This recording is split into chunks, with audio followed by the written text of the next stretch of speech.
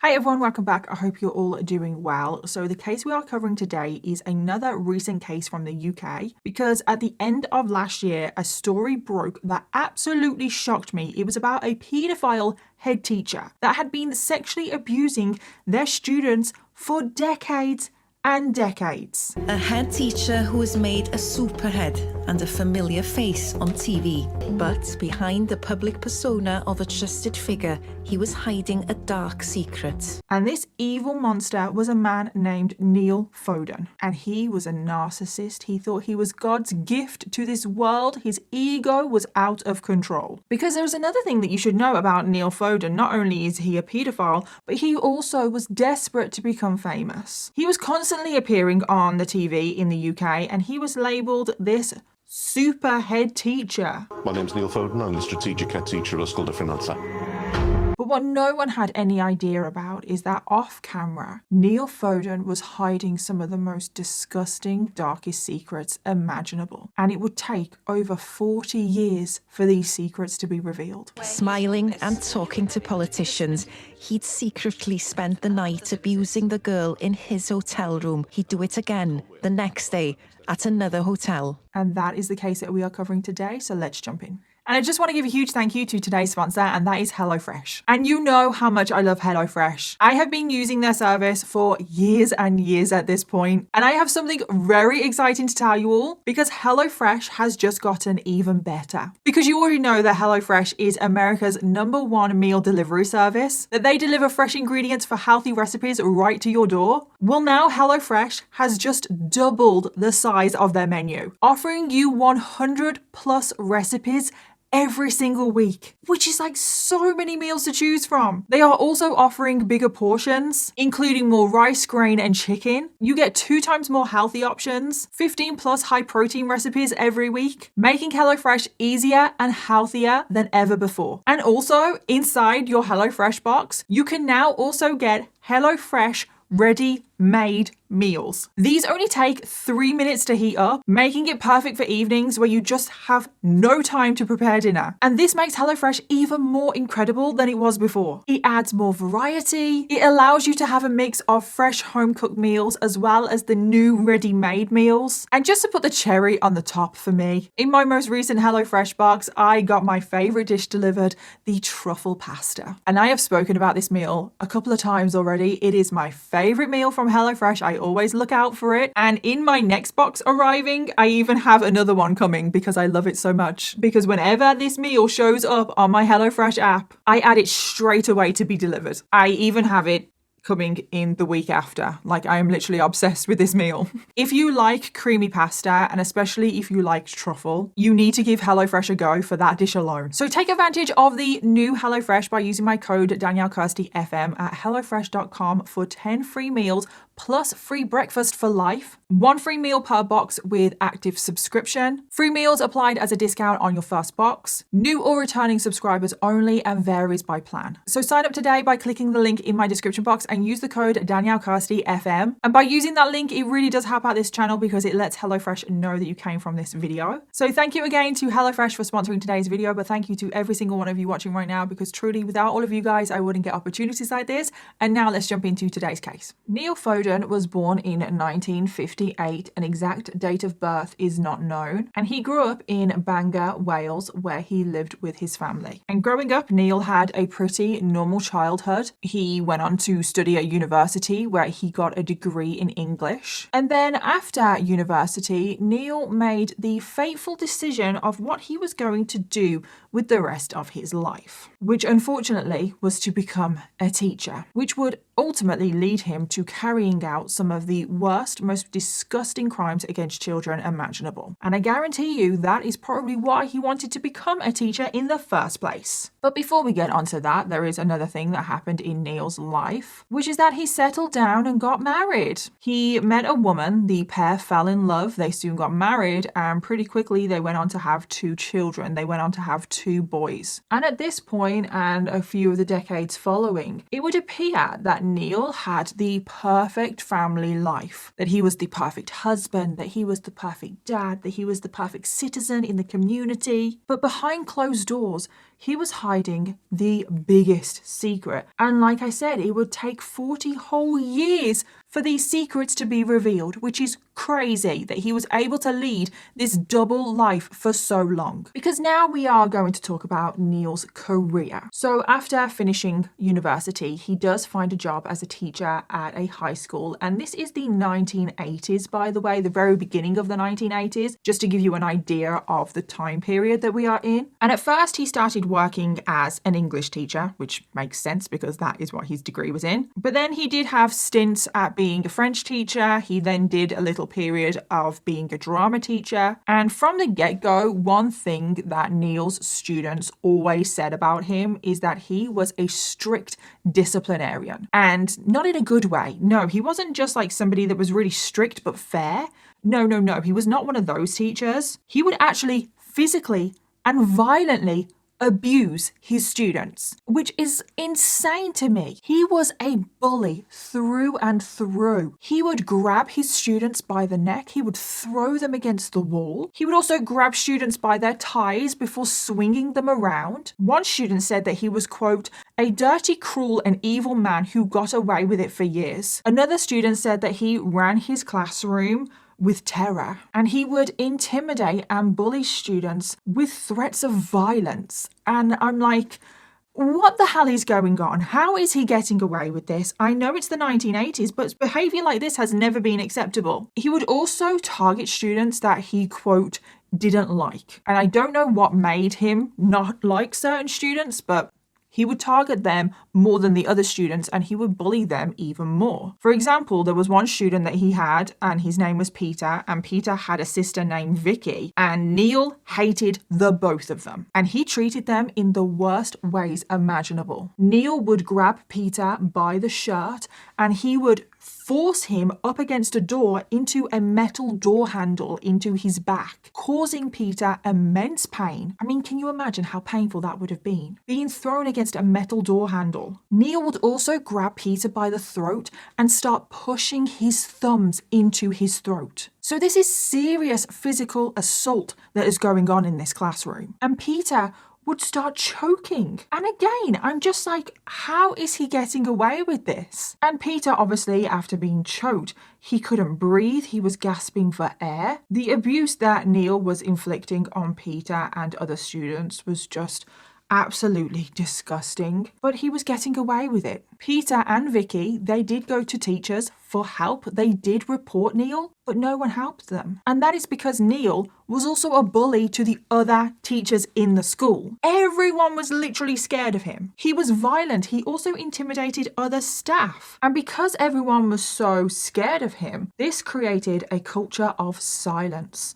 It was just easier to let Neil do what he wanted. And in the end, Peter and Vicky, because of the abuse that they are suffering at school by the hands of one of their teachers, they had to move school to get away from Neil. But they weren't the only students that Neil targeted. And this kind of behavior from Neil, abusing other students, would go on for years and years. So that is where Neil's behaviour and the abuse started. It started physical. But unfortunately, because Neil was getting away with everything that he was doing, he felt so emboldened that the abuse only got worse. Because there is something that you need to know about Neil, and that is that he's a paedophile. He was sexually attracted to underage girls. And as an adult teacher, Neil would walk the corridors and make the female students feel incredibly uncomfortable. He would stare at them. He would stare at their legs, at their breasts. He would make comments. He would walk really close to them. And we are still in the 80s. Neil is in his 20s. And this is when the sexual abuse starts. When he's in his 20s, he started acting very, very inappropriately towards his female students. There is one girl that we only know as Nia. That is not her real name. She was only 13 years old. And most days when Nia was at school, Neil would try his best to get close to her. He singled her out. He wanted to make her feel special. He pulled out all of the usual abuser tactics. And he started going up to her desk. He started standing very close behind her, leaning over her. Like, he was way too close. And it didn't take long. Because he was so close, he was literally leaning over her. With his right arm, he would start rubbing it against her breast. And he just did this in the classroom, in front of other people. And this is how it started. And I think he started this way because he could probably easily explain this behavior. Like, oh, whoops, I didn't mean to get that close. I didn't even realize what I was doing. He was testing the waters. But Nia, she felt petrified. She couldn't move. She was literally frozen. It was almost like she was in a state of shock. Like, is this actually happening to me? Is my teacher actually brushing his arm against my breast? And it wasn't long until Neil was actually doing this to multiple female students. Now, Neil, he had a particular victim type. He always targeted the female students that he saw as more vulnerable. They came from a dysfunctional family, or maybe they were in the care system. Maybe they had some trauma in their background. He thought that they were easier targets. And he would lure these vulnerable girls into spending alone time with him under the guise of mentoring them. And once alone with these girls, Neil would be sexually inappropriate with them in a whole host of ways. Because if these girls, if they did have a troubled home life, if they were incredibly vulnerable, maybe they were in the care system, most of the time they felt like they didn't have anyone else to turn to, which meant that everything that Neil did to them, they suffered in silence. So again, Neil was getting away with sexually abusing his female students in the classroom, in these one-on-one mentoring sessions. And no one had any idea because no one reported him because everyone was too scared. And then at the end of the school day, Neil would just go home to his wife and 2 children and play happy families, which I just find like sickening beyond belief. So that is where the sexual abuse started in the 1980s, and it carried on throughout the 80s. It carried on throughout the 90s. He gets away with sexually abusing his female students for 2 decades. And no one says a single thing to him. It absolutely blows my mind. And if anyone did report him, no one believed the students, or the accusations were just brushed under the rug and covered up. There's definitely a lot of cover up in today's case. But now we get to the part of the case where it takes an even more sickening and twisted turn because the sexual abuse escalates. Because throughout the 90s, Neil worked his way through the teaching system. Everyone thought that he was the nicest guy ever. He put a smile on his face. He was so charming. He was hardworking. And he managed to work his way up the system and become the head teacher of a high school. So yes, Neil Foden, the physically and sexually abusive man, is now the head teacher of a whole school. He is now responsible for so many children. And what is even worse is that Neil has now been put in the most powerful position that a school can have. So because of that, his reign of abuse and terror only gets worse. Because first of all, as soon as Neil became the head teacher, this is when he began to bully and manipulate his staff in every way possible. He was the kind of person that led through intimidation. He had no time for being nice to any of his staff, and whenever staff members would stand up to him, he would make their life a living hell. For starters, he would fire them for no reason and make up false accusations to ruin their reputation. But he wasn't just bullying his staff members. Oh no. He was also sexually abusing his staff members.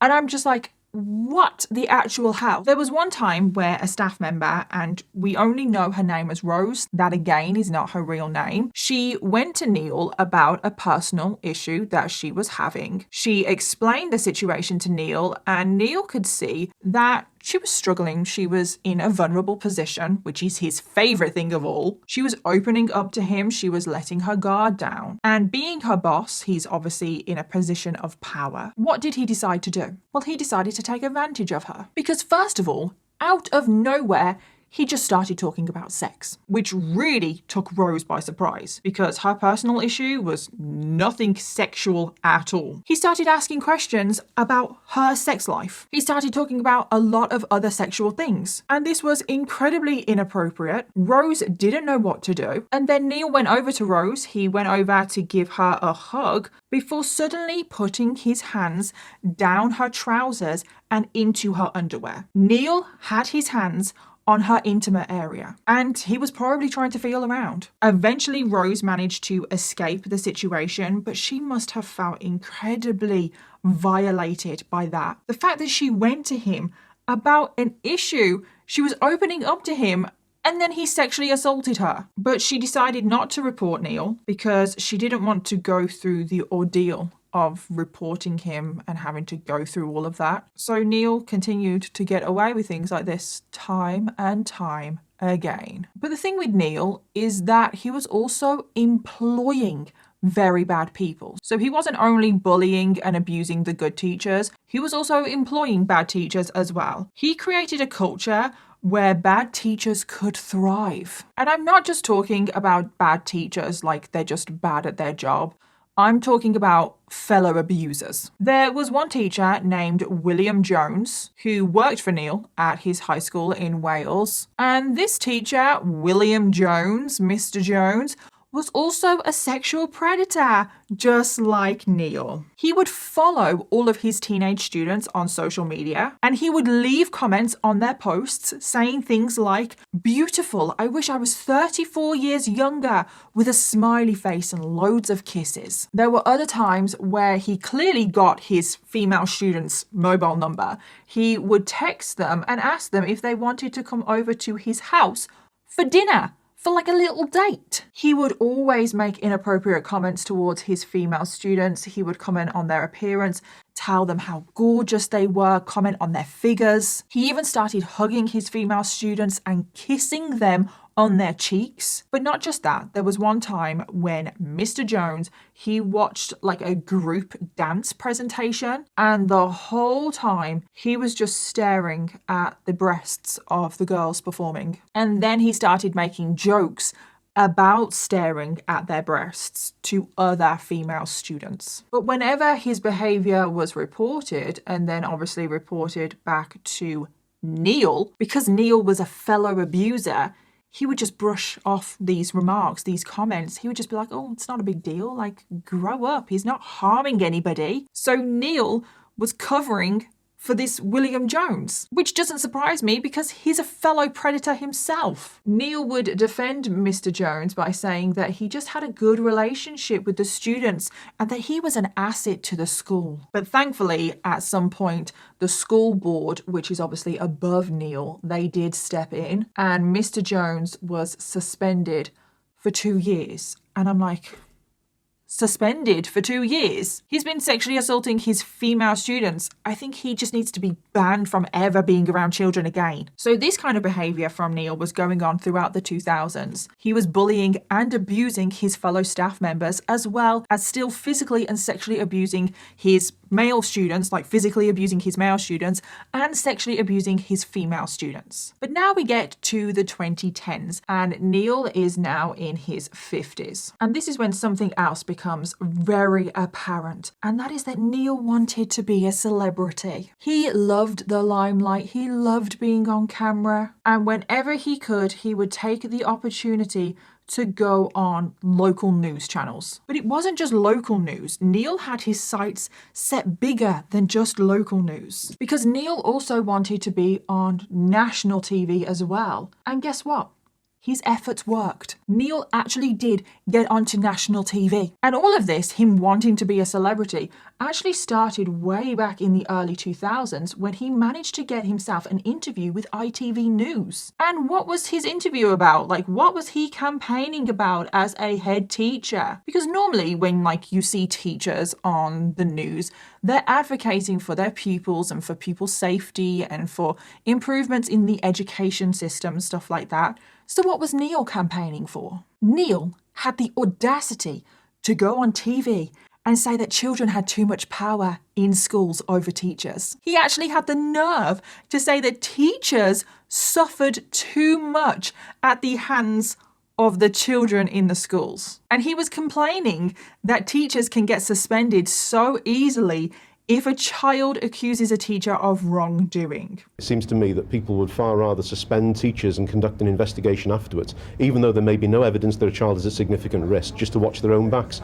And unfortunately, it's the teacher that suffers. He's basically saying that teachers should be listened to over students because children lie, and teachers shouldn't be suspended so easily. And given what Neil is doing, and given everything that comes out later on about this case, he's basically just campaigning to protect his own back. But that wasn't the only thing that Neil went on TV for. You can actually see a ton of footage of him appearing on TV over the years. I don't think there's ever been any one teacher in the UK that has appeared on TV as much as Neil Foden. He was popping up here, there and everywhere. And then a few years later, another story appeared about Neil Foden, and that is that he had been appointed a so-called super head teacher, which basically meant that he was the head teacher of 2 schools at the same time, which is the worst thing in the world, to have a sexual predator be in charge of 2 schools, of so many children.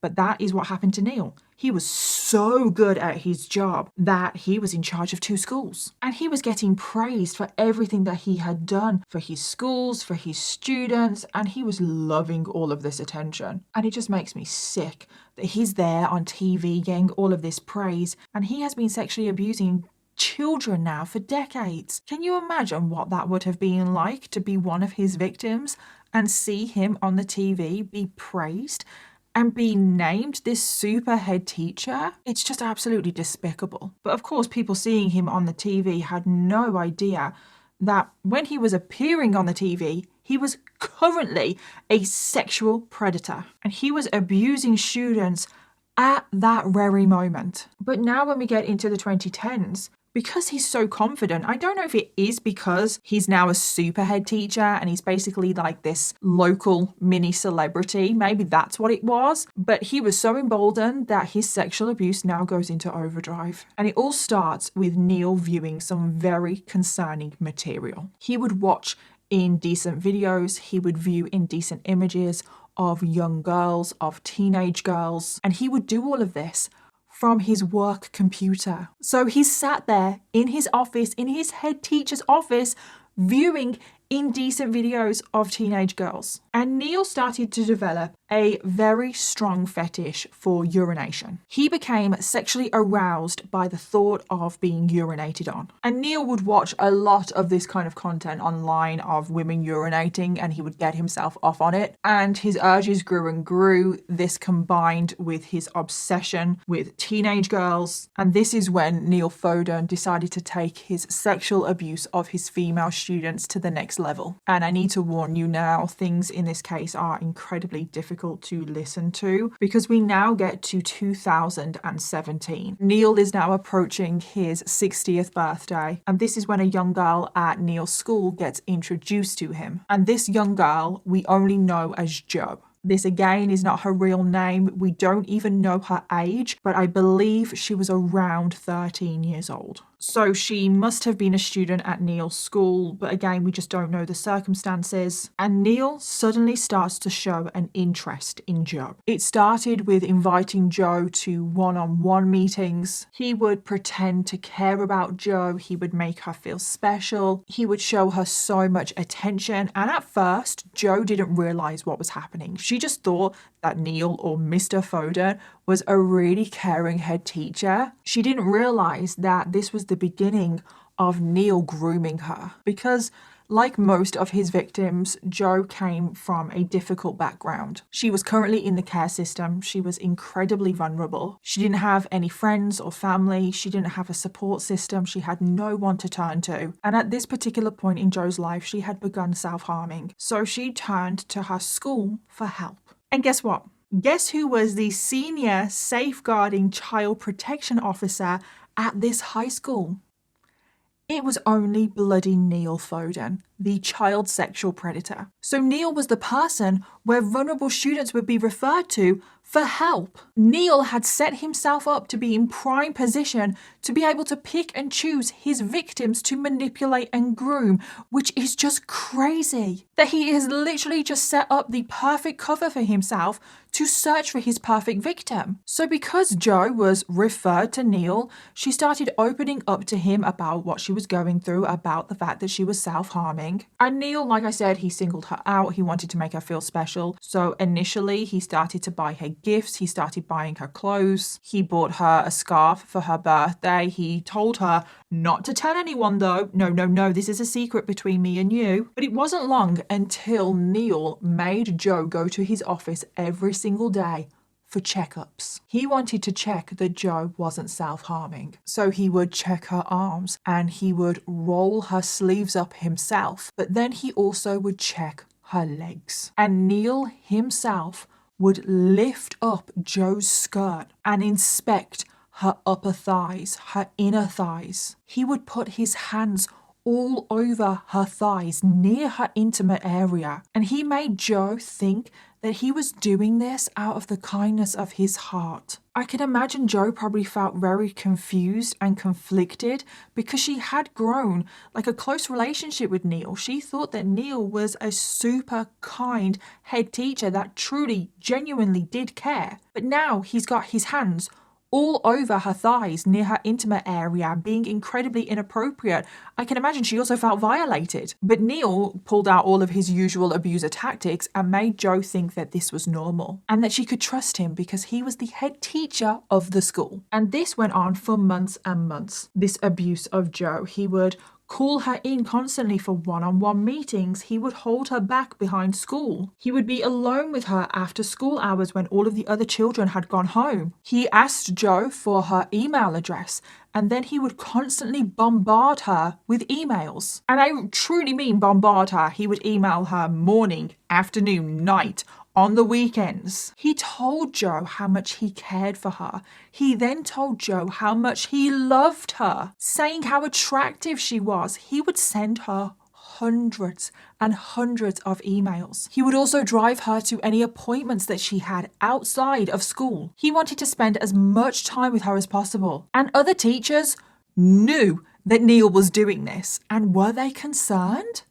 No, not one single bit. They actually went up to Jo and told her how lucky she was that Mr. Foden cared so much about her. It is utter madness. How can the other teachers not see that this special interest was manipulation and grooming? And this abuse and grooming of Jo would go on for years now. It would actually carry on for the rest of her time at high school. But was Jo the only victim? Sadly, she wasn't. Because around a year or so after the abuse of Jo started, Neil became so confident that he was never going to get caught, he moved on to a second victim. So he had two victims at the same time. Now, this victim we only know as Girl E. We also don't know her exact age or her exact age when Neil started abusing her.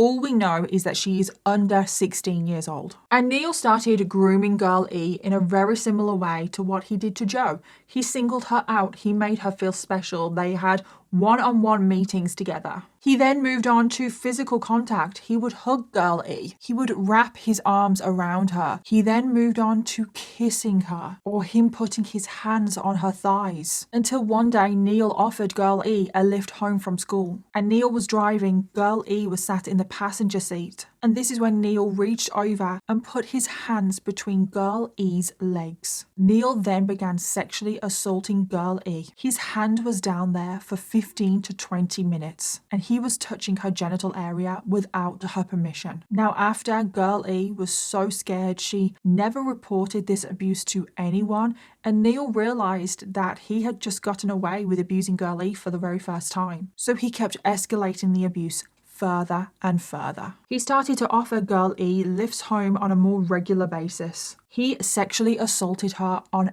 every single journey. But again, he'd still continue to escalate more and more. He forced her to engage in oral sex until eventually it got to one point when one day Neil was driving Girl E home and he pulled over on the side of the road. It was a secluded lay-by, and Neil began to penetrate Girl E. And even though Girl E had apparently given permission for Neil to do this, this is still 100% statutory rape. Because this girl is under the age of 16, and 16 is the age of consent in the UK. So even if she did give permission, she's not actually at a legal age to give permission. But what makes it even worse is that Neil is her teacher. He's in a position of power, and therefore in this situation, the age of consent actually rises to the age of 18. So even though Neil has manipulated and groomed Girl E into thinking she is okay with this and manipulated her into giving consent and for them to have consensual intercourse, no, that is not what's happening here, and this is rape. But not just that, remember that Neil has a urination fetish. Well, on these long drives home, Neil would force Girl E to consume a load of water before the journey, but then he would forcibly push down on her bladder so she would uncontrollably urinate everywhere. And then Neil would get himself off on that as well. And it is just the most sickening thing you have heard in your life. And after he was raping Girl E, he actually manipulated Girl E into thinking that they were in a romantic relationship with one another. He made Girl E basically fall in love with him, make her think that she was okay with this, that she wanted this. And that makes this a million times worse. Girl E thought that she was the girlfriend of head teacher Neil Foden. They would message each other on WhatsApp. And I want to remind you all that Neil is also still abusing Joe at the same time. So in these messages between Neil and Girl E, Neil would say that he was in a sexless marriage. Oh, poor him. And that he didn't love his wife and that he loved Girl E instead. He then started asking Girl E to buy him gifts. And I'm like, what the hell? Really? Which Girl E, she thought that she was the girlfriend of Neil Foden. She actually bought him gifts. She actually treated who she thought was her boyfriend. Because there was a time when Girl E gave Neil hundreds of pounds and Neil spent all of that money on getting himself a new bathroom in his family home. And I'm just speechless. I truly am. He's using the money from one of his victims to buy himself a new bathroom. And that bathroom would be used by his wife and his 2 children. It's absolutely insane. And as the months passed, the sexual abuse only got worse. Because Neil would then book himself and Girl E into a hotel room where he would rape Girl E multiple times. The sexual assaults also got a lot more aggressive and violent. He would wrap his hands around Girl E's throat and he would choke her whilst raping her. He also enjoyed tying her up with a belt, and he would call her degrading names such as his little sex toy. And on top of all of this, there were a lot of times when Neil had to travel for work because he was so important, because he was this super head teacher, and he would take Girl E with him. He would travel across the country for all of these meetings and conferences and blah, blah, blah. And he would take Girl E. He would smuggle her into hotel rooms so no one would see her, and she would have to stay in that hotel room, and Neil would just go off and do whatever he needed to do, and then he would go back to the hotel room to rape her. Unbelievably, there is footage of Neil speaking in the Welsh Parliament building. You can see this footage online, and it turns out whilst he was there, whilst he was being filmed, that footage whilst he was making his speech, Girl E was sat in a hotel room waiting for him to return so he could rape her. I'm very pleased to welcome Neil Foden from the National Education. Smiling and talking to politicians, he'd secretly spent the night abusing the girl in his hotel room. He'd do it again the next day at another hotel. And the worst thing about all of this is that in Girl E's mind, all of this was consensual. She truly believed that she was in a relationship with Neil, that it was an exclusive relationship outside of his wife. Girl E didn't know that Neil was also abusing other girls. And what reinforced this in Girl E's mind is that there was a time when Girl E and Neil were caught together in Neil's car. They were caught by another teacher, but nothing was ever done about it. So it was almost normalized in Girl E's mind that it was normal for her to be in this car with her head teacher, and therefore possibly the relationship was normal. And even though a report was made to Neil's boss, a man named Garen, who was the school counsellor that worked on the local council, Garen decided to play down the accusations towards Neil to protect him. And the whole thing was covered up. And I'm sure he was probably protecting himself because he didn't want it known that in his district there was a paedophile head teacher. And this made Neil feel protected by his seniors because he is. And because he had brainwashed Girl E into thinking that all of this was consensual, the abuse of Girl E went on for years. And because Neil felt so untouchable, he starts to have even more victims now in quick succession. First, there was a girl that we only know as Girl B. We don't know anything about her, only that she was under the age of 16. And Neil did his usual routine with this girl. He singled her out, made her feel special. They had one-on-one meetings. And in these one-on-one meetings, he was incredibly inappropriate. He would hold her hand. They would discuss sexual matters. Neil would also stare at Girl B's body. He would objectify her. He told her how good looking she was if she wore a skirt. Neil then placed his hands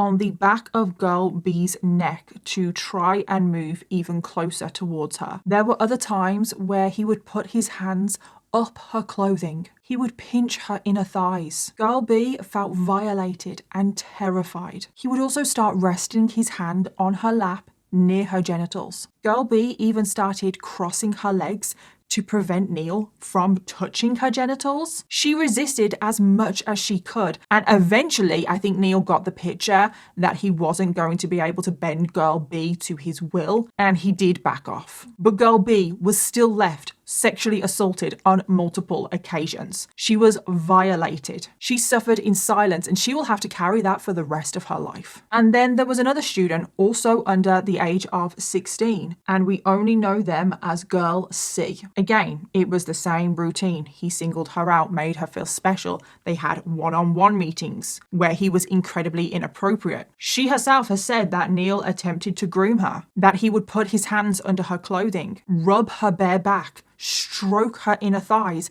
and stroke her hair lovingly. He would also hold her in long, lingering embraces, making her feel so uncomfortable. And he would tell her that everything is okay if she struggled, like if she tried to resist that hug. He would also put his hands on her genital area, whilst rubbing her other hand and whispering that all of this was normal. And again, things didn't go any further than this. But this alone is still way too far. This alone is sexual assault. Neil is still inflicting the most unimaginable trauma on so many young girls. And then finally we get to another girl who again is under the age of 16, and we only know her as girl D. And he put girl D through so much. She had an absolutely awful experience at the hands of Neil. Girl D described her interactions with Neil as, quote, flirty and weird. At first, she believed that Neil wanted to be her friend, which I can imagine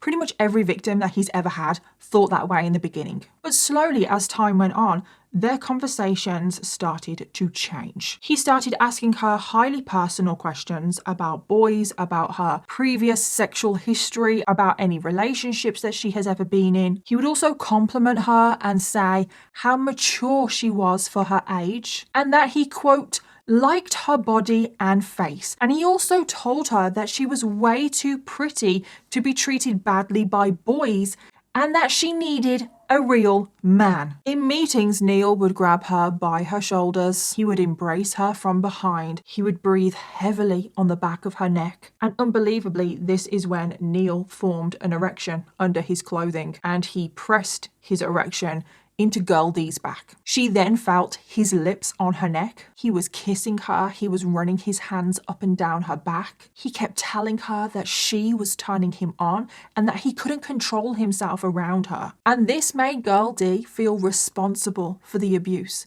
She felt like she had done something wrong to turn him on so much that he couldn't control himself. She felt like she had accidentally enticed him to attack her. And this went on until eventually Neil put his hands up her skirt and touched her genitals. And this sexual abuse of Girl D happened on several occasions. And each time Girl D would disassociate from the abuse. She just looked to the wall. She didn't even want to acknowledge what was going on. However, whenever she did this, Neil would grab her chin and force her to look in his eyes. He wanted her to be present in the moment. And if she ever tried to leave these meetings, Neil would restrain her with a two-armed hug until she calmed down. And over time, Girl D's mental health really deteriorated. She had debilitating anxiety. She was having panic attacks, and she felt completely powerless to her situation with Neil. She felt so trapped. And again, this abuse of Girl D went on for an incredibly long time. And at this point, we are now in 2020. The extreme sexual abuse that Neil had been carrying out on his female students had been going on for over a year now. And it's now 2020, so it is the pandemic. And that meant all of the schools in the UK, they closed. So how was Neil going to still abuse his students from his home? Well, obviously he couldn't physically see them, but I can imagine that he was still contacting them all on WhatsApp WhatsApp. He was probably bombarding them all with emails. It is also reported that he would contact the girls and ask them to send him inappropriate images of themselves. And then also in 2020, just as lockdown was coming into force, this is also when Neil started to get in trouble again because fellow teachers were reporting him. Now you're probably thinking, oh my God, finally the teachers are reporting all of this sexual abuse.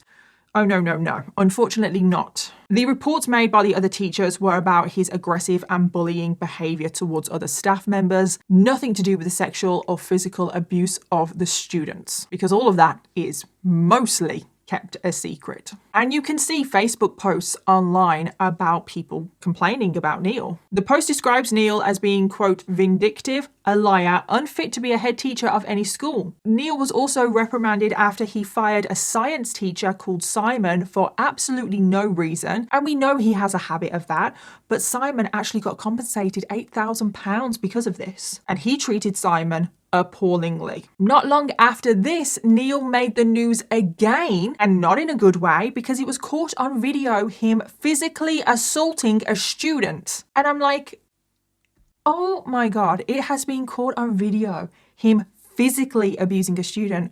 He should be fired. He should never be allowed to be a teacher, definitely not a head teacher ever again. How is he still getting away with things? It blows my mind. On this video, it can be seen that Neil is holding a student by the scruff of their neck. He is trying to restrain the boy, but then the boy escapes and runs down the corridor. Neil chases after him until he realizes that another student is recording him and all of it has been caught on camera, and then he tries to act normal. And it's like, this was caught by another student that filmed it. How is he so emboldened that he can just go around physically assaulting students out in the open? So if that is what he does out in the open, God knows what he does behind closed doors. I mean, obviously we know some of the things that he does behind closed doors, but I'm talking about the physical assaults as well. I just don't know how this man still has a job. And even worse, throughout all of this bad behavior that has been caught or / reported, Neil is still making appearances on TV. Which just truly shocks me, because you would think this prolific sexual predator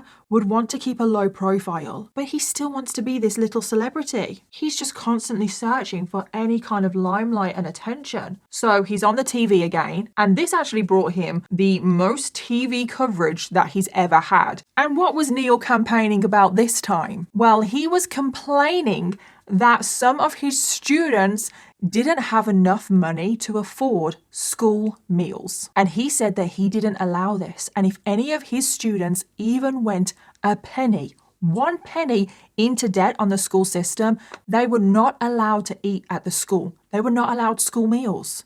And I'm like, wow, in the middle of a pandemic, when so many families everywhere are struggling, and if a student goes 1 penny in debt, you're going to stop that child from eating at school. And this story got national attention because so many people were shocked by this head teacher being so cold. Students at a comprehensive school in Wales are being told that they won't be allowed any more school meals if they're more than 1 pence in debt. On that, he had this to say. The reality was, all we did, we sent a letter out explaining what the council had said they were going to do. So I do feel a little let down, I think it's fair to say. So many people were outraged, quite rightly so. He got so much backlash, which I am so happy about, because he was probably expecting to get some positive feedback, but he did not.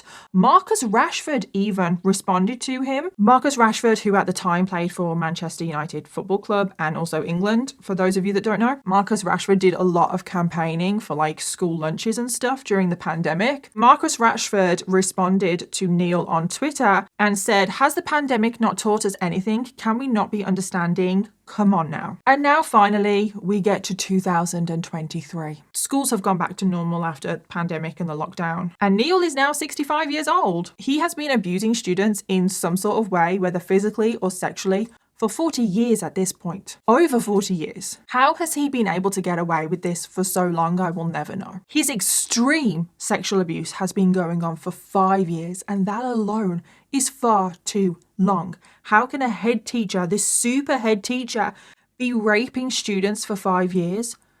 and no one caught on. One of his victims, the girl called Jo, has actually since left high school and she was now attending university, but Neil still wasn't leaving her alone. He continued to stalk her online, commenting on her social media posts. She could not escape her abuser, even though she had left school. And finally, we have one more victim to talk about today, a young girl that we only know as Girl A. And Girl A would finally blow the whistle on everything, which would finally now lead to the downfall of Neil Foden. Because in September of 2023, another teacher was approached by Girl A. And we don't know much about Girl A. The only thing we know about her is that she was under the age of 16. And Girl A had approached this other teacher because she said that she had an awful confession to make. And Girl A burst out into tears. She was struggling to get her words out. And what was the confession that Girl A needed to make? Well, her confession was that she was in a relationship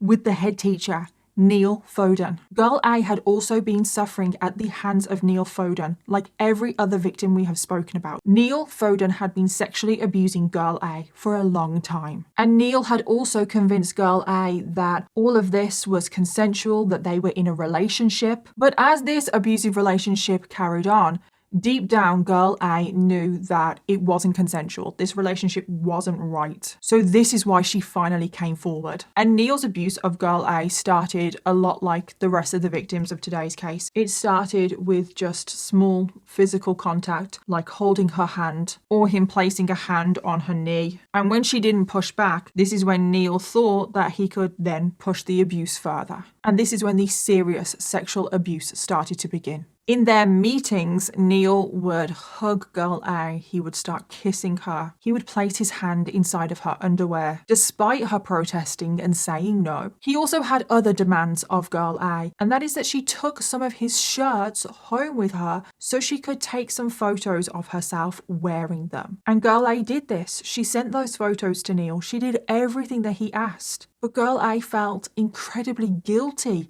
about what was happening to her. She was worried that there was something wrong with her. She also felt that she was to blame for this abuse, that she had done something to cause it. She started to Google questions like, am I attracted to older men? What does it mean if I am attracted to older men? She also Googled, quote, how to know if an older man likes you or is grooming you, and how long can you go to jail for grooming and sexual abuse. You can see just by her Google searches that she is deeply conflicted by what is happening to her. So Neil started to ramp up his sexual assaults. He would drive her around in his car and drive her to remote locations. And once he was there, he would force Girl A to turn her phone off so that no one could follow them or reach them. And then he would start to kiss her breasts, her stomach, her legs. He would then rape her on the backseat. He continued to engage in his urination fetish. He would force Girl A to drink large quantities of water before pressing down on her bladder so she would urinate everywhere, which he then got himself off on. And Girl A knew that all of this was wrong, so she would try and document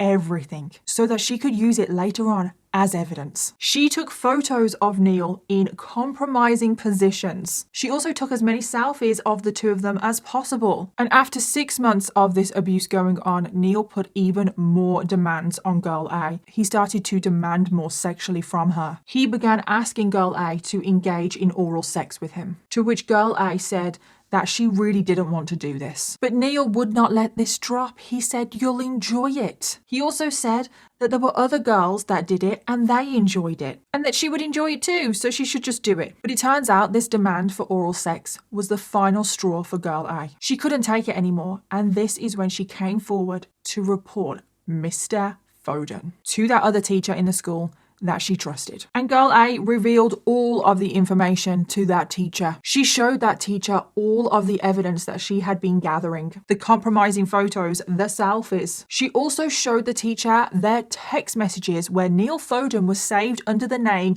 Nick Jones in Girl A's phone. She told the teacher that Neil had told her that under no circumstances was she allowed to reveal their secret relationship, and she had to list him under a fake name in her phone just in case anyone found out. Neil had also demanded that Girl A delete their text messages daily. But thankfully, Girl A didn't listen because she was gathering as much evidence as possible. And Girl A showed this teacher everything. And this teacher was shocked to their core because it was in black and white that the head teacher, Neil Foden, was sexually abusing this young girl. So the teacher, thankfully, immediately went to the police with all of this evidence. Thankfully, she didn't go to the school directors, who had covered up Neil's crimes in the past. And after making this report to the police on the morning of the 6th of September 2023, this is when the police arrived at the school that Neil was the head teacher of and told him he was under arrest. And you can see footage of this arrest online, and it is just so satisfying to see.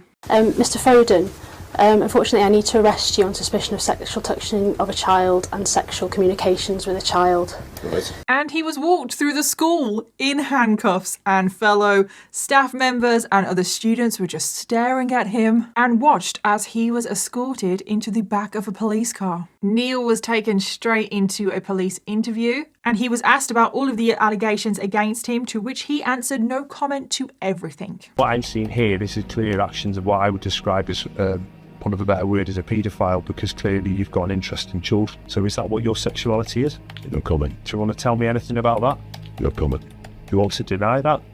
No comment. He was then charged and held in custody, and a massive investigation was opened up. And this is when the other victims came forward, and that is Girl B, Girl C, Girl D, and Girl E. They bravely sat down with the police and described how their head teacher, Mr. Foden, had sexually abused them. And for some of these girls, this abuse went on for years. So eventually, Neil went to trial. All of his victims bravely came forward to take the stand in the trial. They gave their stories of what happened to them, which is everything that I have discussed in this video. But even with all of the evidence and all of the testimony, Neil, of course, still pled not guilty. He was still denying everything. So he dragged all of these victims through a traumatic trial. And Neil actually took the stand in the trial and openly tried to defend himself. On the stand, he denied all allegations. He said that all of the victims were lying, that he had never engaged in sexual activity with any of them. And just wait for this next bit. Oh my God.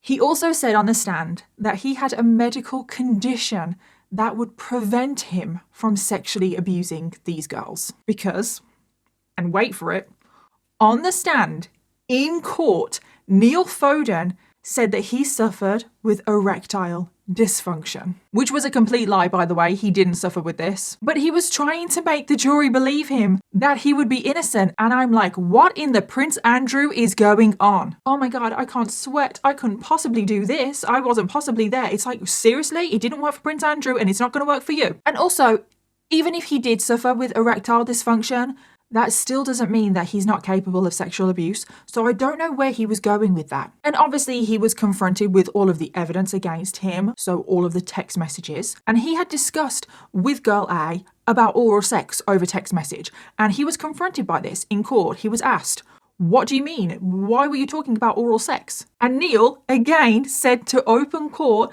that his words had been taken out of context. That what he was actually talking about was improving the girls' oral speaking English skills. And I'm like, wow, have you ever heard of such nonsense in your life? Did he truly believe that people were going to believe this? Because thankfully they didn't. He was also confronted with the fact that he had said over text that he was horny. And again, he tried to explain this away by saying that he actually meant to say the word thorny because he was talking about thorny branches. And this man is an absolute idiot. Who is going to think that he's talking about thorny branches? The defense team also put all of the victims on cross-examination, which of course they have to do, that is their job. However, Neil's defense team completely ripped apart these young girls. It was an incredibly traumatic experience for these young girls, and they have bravely come forward after suffering years of abuse at the hands of this man. And there really does need to be more protection for victims of sexual abuse in court, especially young victims of sexual abuse, because the whole thing was so traumatic traumatic, it reopens wounds, and it creates even more trauma on top of the trauma that they already have. But thankfully, because the victims had so much evidence, because some of them did have images and videos, the police also found multiple images on Neil's phone of him in compromising positions, which Neil had tried to delete just before his arrest. So there was just too much evidence. And he was finally found guilty. And he was found guilty of 19 charges, which included 12 counts of sexual activity with a child, 2 counts of sexual activity with a child in a position of trust, causing or inciting child sexual activity, and possession of indecent photographs, amongst other things. So he's been found guilty of some of the most serious crimes against children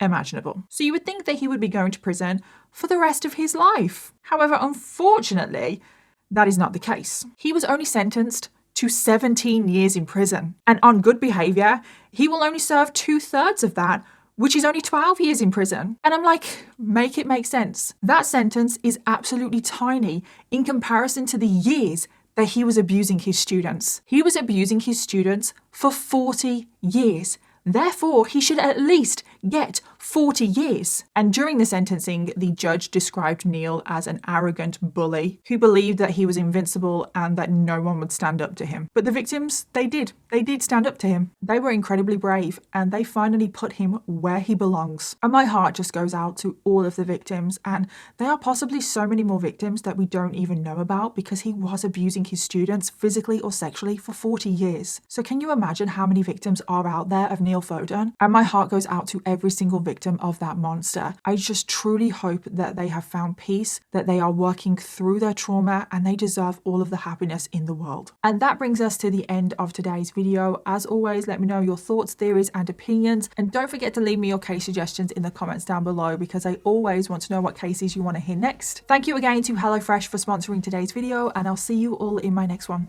Bye.